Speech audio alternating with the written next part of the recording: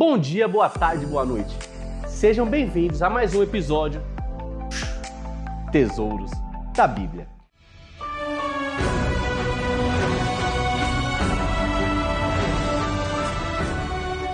O tema de hoje é: Jesus foi um plano B de Deus? Essa pergunta é maravilhosa. Eu, particularmente, amei essa pergunta.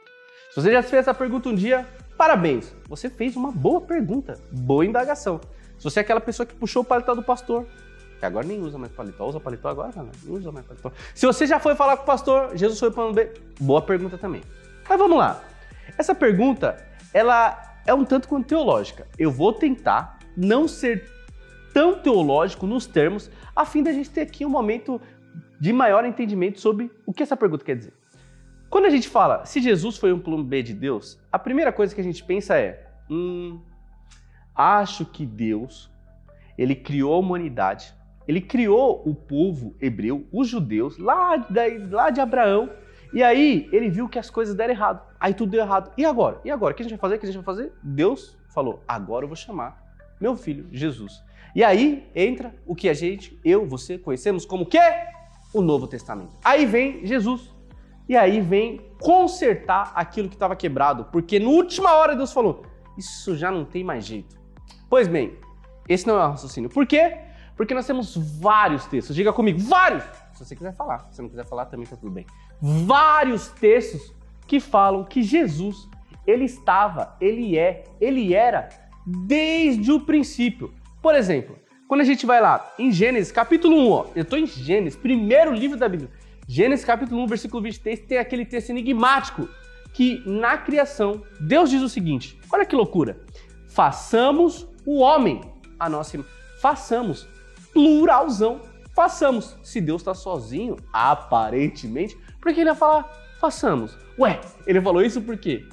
Porque tinha mais gente lá, crente, tinha mais gente lá. Ai, quem você acha? Jesus. Você sabia já. Jesus estava lá. Aí também, obviamente, você que é mais teológico sabe que aqui também é uma das comprovações da Trindade, que não tem a palavra na Bíblia, mas eles existem, Pai, o Filho e Espírito Santo. Agora, é só isso? Só esse texto? Não, crente, não, a gente tem vários outros. Por exemplo, quando a gente chega no livro de João, ele começa dizendo assim: essas são palavras de João, o apóstolo, Novo Testamento, seguidor de Jesus.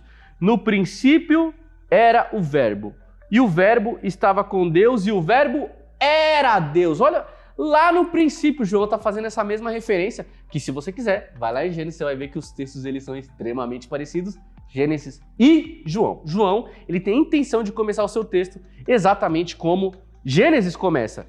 Essa é mais uma prova. João, ele tinha um entendimento, um discípulo de Jesus, que Jesus esteve desde a fundação. Agora, essas são palavras do próprio Jesus. Olha o que o próprio Jesus fala. João 8, versículo 58. Se o pessoal me ajuda aí, ó. João 8, 58.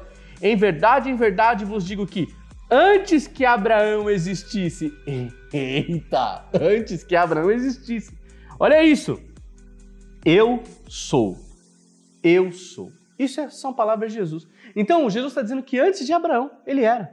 O que nos faz entender que muito antes dele mesmo nascer, ele já nascia. Ficou paradoxal?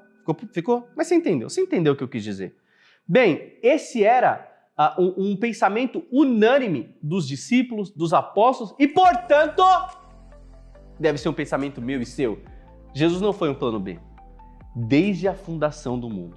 E aí a gente tem o texto áureo, lá em Apocalipse capítulo 14, que está escrito o seguinte: e adoraram-na todos os que habitam sobre a terra, esses cujos nomes não estão escritos no livro da vida do Cordeiro que foi morto desde a fundação do mundo. Quem é o Cordeiro que foi morto desde a fundação do mundo? Jesus. Então, Jesus ele era, e ele há de vir, ele vai voltar.